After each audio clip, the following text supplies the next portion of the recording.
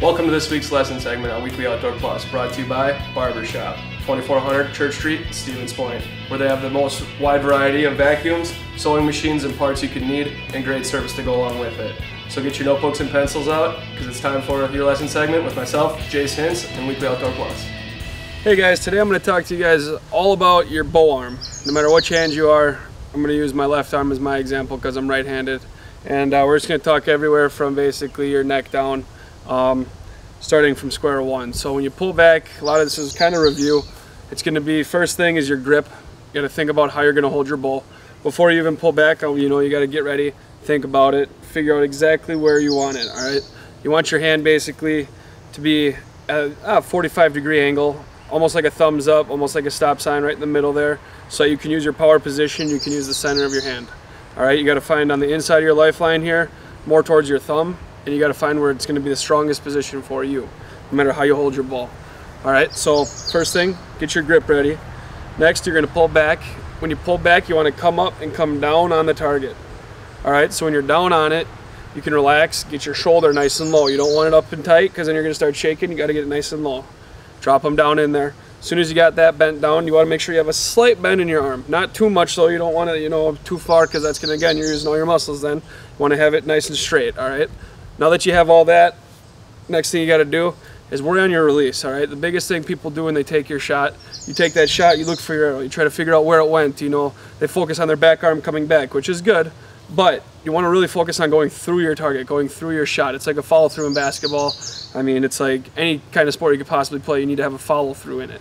All right, so when you take that shot, you pull back, stare at what you're shooting at. When you take your shot, you want to go straight at it. All right, this is where you can throw some weight on your bow in certain spots to make it so you can go straight at it.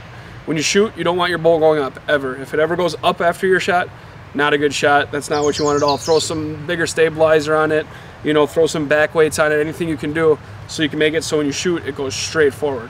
All right, if it goes down a little bit, that's okay, but you don't want to, again, have too big of an extreme where when you shoot, it just falls, all right?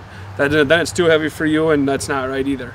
So make sure that you have it correctly weighted so you can take that shot and follow straight through your target.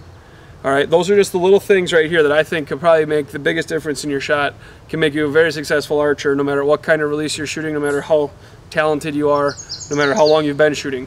All right, you gotta make sure you got your front arm relaxed, have the correct grip before you even pull back. You can't be adjusting that when you're at full draw because you got so much pressure on your hand, you're gonna be torquing your bow and you don't need to do that at all either. So get your grip, slight bend in your arm, shoulders drop down, and when you shoot, follow through the target. Following through the target is probably the biggest thing I could tell you.